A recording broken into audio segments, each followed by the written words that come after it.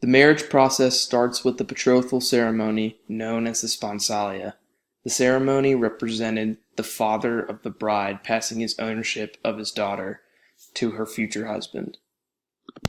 The verbal representation of this passing from father to groom was when the father was asked spondesne.